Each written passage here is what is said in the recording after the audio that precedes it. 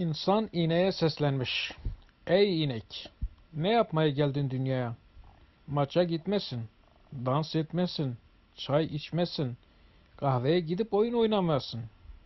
Gündüz çayıra, gece ahıra. Tek düzen bir hayatın var. Yiyip içip dışkılıyorsun. Bunun için mi geldin dünyaya? İnek dile gelmiş. Cevap vermiş. Ey insan! Ya bu sözü sen bana nasıl söylersin? Şu buzdolabını aç bir bak.